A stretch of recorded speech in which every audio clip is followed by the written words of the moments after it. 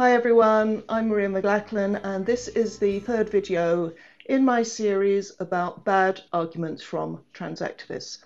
And in this video I'm going to deal with a few of the really silly things they say that are related to body parts. So if you say, as I did in the first video in this series, that women are female, meaning that your body has followed an evolved developmental pathway towards the production of ova, you could be accused of reducing women to their genitalia, their gonads, bodily functions, whatever. And to reduce women to the sex that only produces ova, gestates and gives birth to the infants of our species is, of course, the worst thing in the world. Well, obviously it isn't, because if it was, you wouldn't get so many trans-identifying males fetishizing over our bodily functions, claiming to have periods, trying to lactate, and talking optimistically about the prospect of being able to be pregnant and to give birth. In fact, saying that women are female and men are male isn't reducing anybody to anything. It's simply pointing out that what women have in common, even though we may be very different in all sorts of other ways, and what distinguishes us from men, even though we might have plenty in common with at least some of them, or with certain individual men in many different ways. Looking beyond our sex and the difference between the sexes, we're all just human beings. Our role in reproduction isn't the entire definition of a person. It is just the function of each sex. And I'd really like to know why saying that women are adult human female is supposedly reducing them, saying that women don't have penises or only women menstruate is painted as demeaning, when it's supposedly progressive to call us menstruators, non-prostate owners. Seriously, that came from an article in Teen Vogue encouraging teenagers to have anal sex.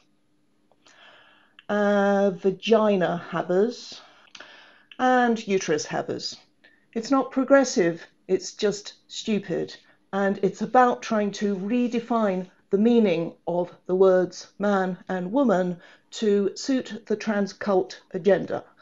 Once we stop distinguishing between people on the grounds of sex, we open the doors to men to enter women's spaces, women's sports, women's reserved occupations, scholarships, and we are deprived of the language to complain about all that.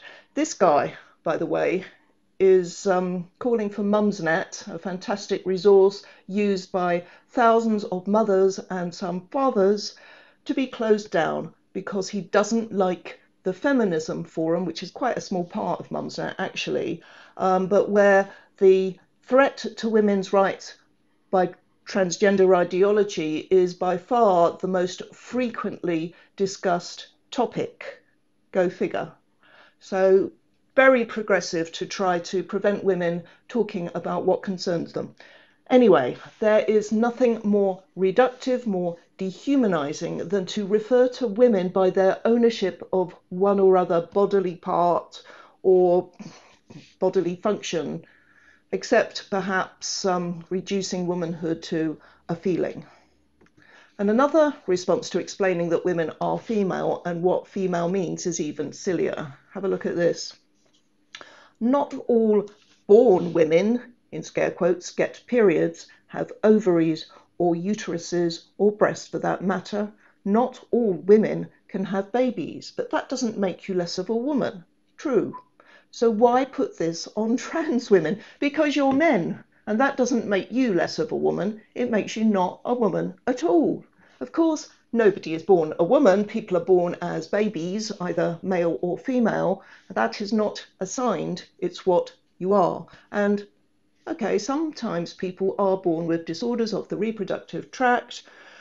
These are otherwise known as intersex conditions, or more accurately these days, I think it's disorders of sexual development. The NHS page on this topic uses the title Differences of Sexual Development, which sounds more politically correct, and I mean that in a good way. Now, as an example, a girl might be born and appear to be a beautiful, healthy female child, but when she reaches the age of puberty and doesn't start menstruating, she eventually has a medical investigation and finds that she doesn't have a uterus. That doesn't mean she's not a woman. It just means something went wrong during her development as a female. But not having a uterus doesn't make her something other than a female. Of course not. Now, this woman, who puts her pronouns not in her bio, but right next to her username on Twitter. I mean, who does that? Well, she does, obviously. But why? The Reverend Dr. Nancy Bowen puts her pronouns next to her name in case someone mistakes her for a Nancy boy. Does that term still get used? But why would anyone be unsure of how to refer to her? I must say that to me, putting preferred pronouns in your bio is a signal that you're likely to be the most tedious company imaginable. Even Nancy, who is a doctor of the Bible, biblical scholar, no less. Anyway, she asks, I've had a hysterectomy and I don't have a penis, so what am I? You're a woman who's had a hysterectomy, obviously. What else could you possibly be, Nancy? Do you think having your uterus removed turns you into a man or into some other as yet unnamed sex, which has some as yet unknown function? No, of course you didn't. The question is entirely spurious, and only people who know the truth but don't have the guts to speak it because they want to appear all woke like Nancy would resort to asking such a preposterous question. There are two sexes. It's not a spectrum or a distribution. Most so-called intersex conditions, or DSDs, affect either males or females, and most transgender people are not born with any kind of anatomical or physiological disorder. They are mostly physically perfectly healthy males and females. Those of us who've argued a lot on this topic on social media are sick to death of the intersex gambit, which is brought out with tedious regularity every time they want to challenge the definition of woman as adult human female. And as I say in my first video, they don't have an alternative which is useful, coherent, and non-circular. So if you do nothing else to inform yourself on this particular topic, I recommend you watch a video called The Intersex Gambit. It's by Zach Elliott of the Paradox Institute, and I will link to it below. I'll move on to the very last bad argument I want to deal with in this video. And it's not even an argument, really. I'll be brief. Here we go. Imagine hating trans women so much, the victim playing just does my head in, that you resort to using the same misogynistic bioessentialist rhetoric which men use to reduce women to reproduce organs. He obviously means reduce women to reproductive organs. Now, trans ideologues consistently misuse the term biological essentialism or bioessentialism. I'm also increasingly seeing this term gender essentialism, which they seem to be using to mean the same thing. Here's another one who claims we are the essentialists, which is just wrong. I don't think I've ever seen these terms being used correctly by someone promoting trans ideology. They seem to think that saying women are female is bioessentialist rhetoric. No, that's just a fact. An adult who has a female reproductive system, even if it's broken, even if it's incomplete, even if it doesn't work anymore or never did, even if she presents as masculine, and even if she pretends to be male, she's still a woman. That's not her essence. That is not even who she is. This isn't about identity or subjective feelings.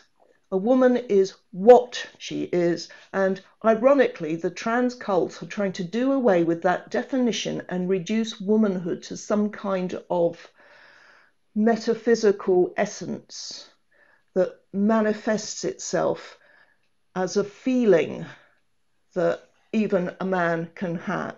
And we're just supposed to take his word for it, and we are called bigots and transphobes if we don't.